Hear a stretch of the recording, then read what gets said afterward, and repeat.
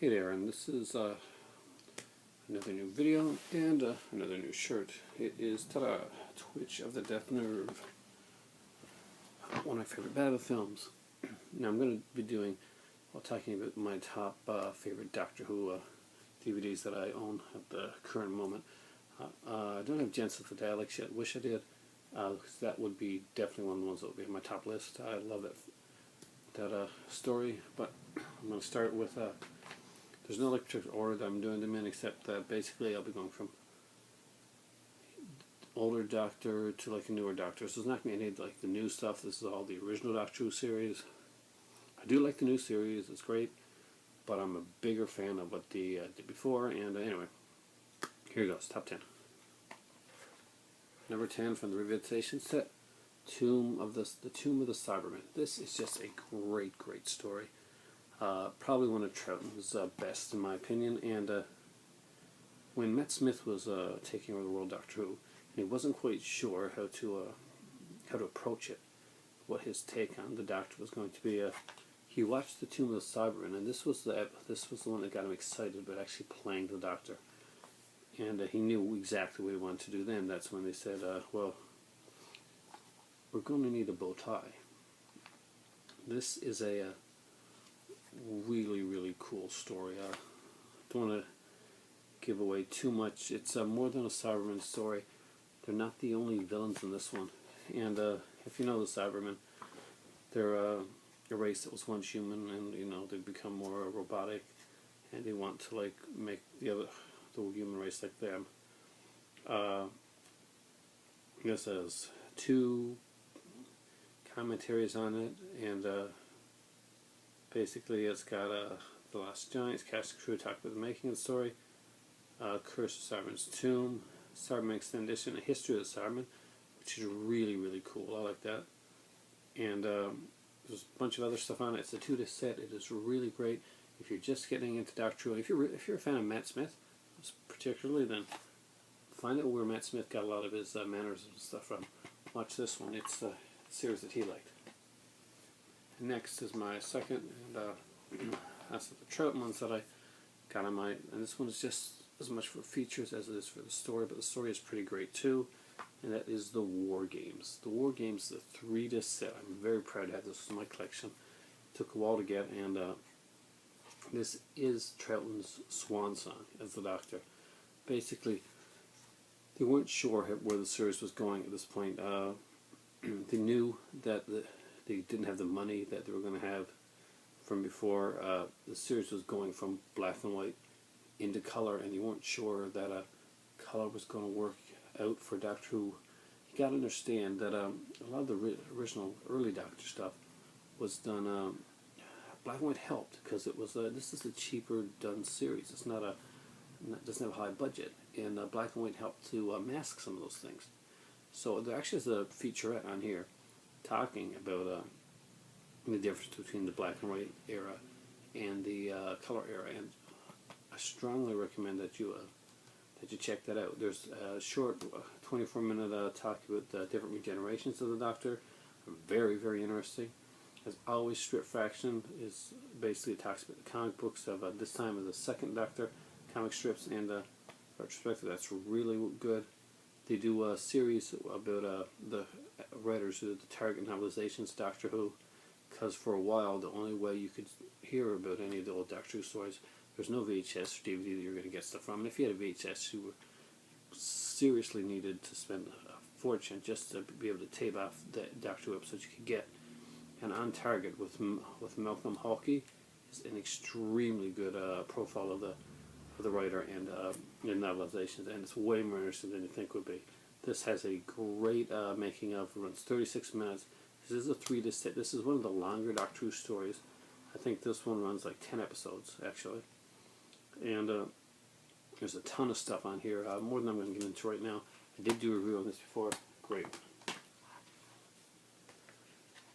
And my one of my favorite Doctors, but this is the only one in my collection that I'm going to put in for this Doctor, for what I consider to be a truly great Doctor Who story, and probably one of the truly great Doctor Who stories of all time, in my opinion.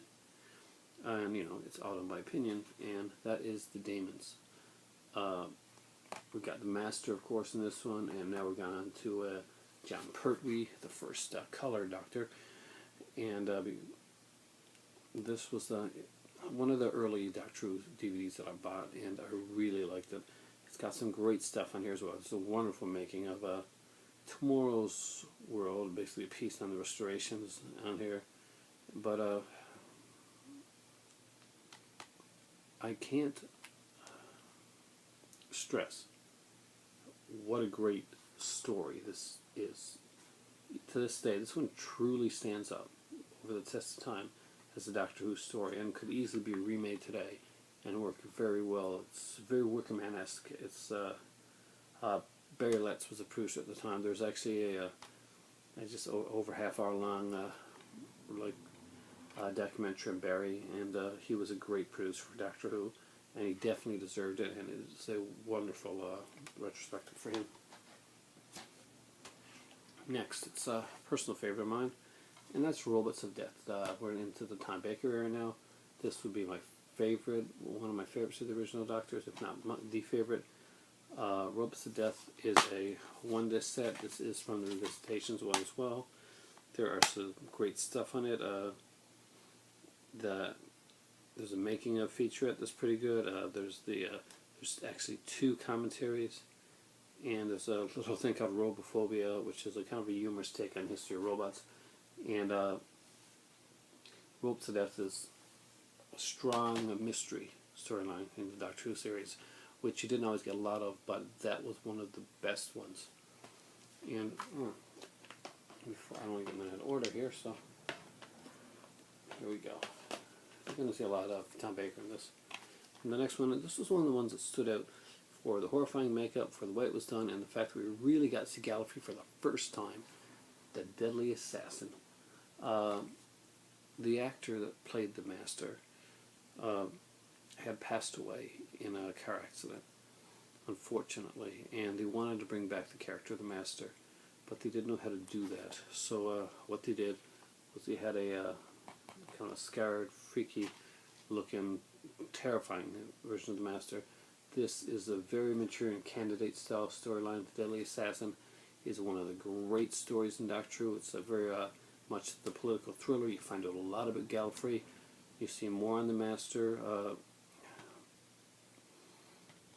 And there's actually a thing called the Frighten Factor. What exactly is Doctor Who's Frighten Factor? Basically, people talking about what makes Doctor Who scary. This was in the Hinchcliffe era of Holmes' Hinchcliffe era of Doctor Who, and this was when they were doing a lot of darker, more creepier stories, going towards a more adult audience. And the Deadly Assassin is one of the ones that always stood in my mind as one of Tom Baker's greats. It's the only one that he did where he didn't have an assistant, and he liked that.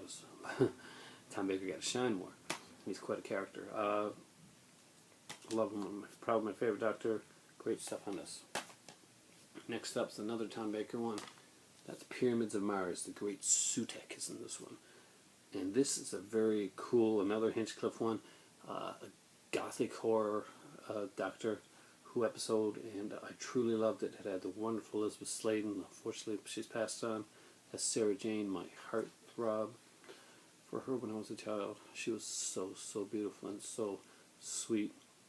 A great commentary. There's some great stuff on this. There's serial thrillers, which is an in-depth look at the Doctor Who in the Philip Hinchcliffe era, and which is, in my opinion, the greatest era of Doctor Who of all time, bar none, new or old. The Hinchcliffe Holmes era was the great stuff, and Pyramids of Mars is a great example of that. Next up is Townswangcheng, and this is a 2-disc set. It's from Revisitations. Again, we got Tom Baker in this one as well, and now we have a new assistant, and that would be Layla, and she would be the kind of more of the Raquel Welch type of assistant with the savage with the knife and stuff. And this was a really cool story. Hinchcliffe and Holmes worked on this one as well. Another one of their great ones. There's actually a feature on there talking about what would happen if they had not left the series at after this one here, and then went on to do more. There is some really great stuff on here. It's filled with stuff, and if you know, it's a 3-disc set, and if you know the series at all, that you'll actually know that if you follow the Big Finish audios, that there are a couple of secondary characters in this one here that actually end up getting their own Big Finish audio series as well. Check that out. Next one is another Tom Baker one, and that one is The Horror of Fang Rock. Again, it is, you know, we got Terrence Dicks doing this one. He's a great character. Tom Baker with Louise Jameson's Leela, and basically, it's a really cool one. Terrence Dicks Fact and Fiction. Basically, look at the writer's 60-year career in books and television. Patty Russell, Life in Television. There's an antique Doctor Who show, basically a short film for the show Doctor Who Collectibles. It's just a really cool one. If you're familiar with the Sontaran villains, they're often talked about after fighting this race. That you finally see that race in this episode. It's a very mystery horror oriented episode as well, and I really enjoyed it. And my Saul Peter Davison one here is the Kaiser Androzani. His Swan Song as well. The beautiful, always gorgeous Nicola Bryant is Perry, and this is the way he regenerates into Colin Baker, who I actually liked a lot. There's basically the behind the scenes of the regeneration on here. There's a talk about the directing of the series. Graham Harper, who directed both the old and new series. It's an incredibly great DVD, and this is one of the best stories. And you see just how strong of a doctor that Peter Davison can be in Kaiser Androzani. And the last one is kind of a cheat, but I don't care. This is my video channel, so here. Trial of a Time Lord, Colin Baker. The entire last series that Colin Baker did, but it all goes together under one big umbrella storyline, broken up into different stories, and those stories are, the first one is, what do we got on here? Oh, down the thing on the front, The Mysterious Planet, which is okay. Then we come to Mind Warp, which is terrifying, and I love it. And then the Terror de Vervides, that's uniquely okay.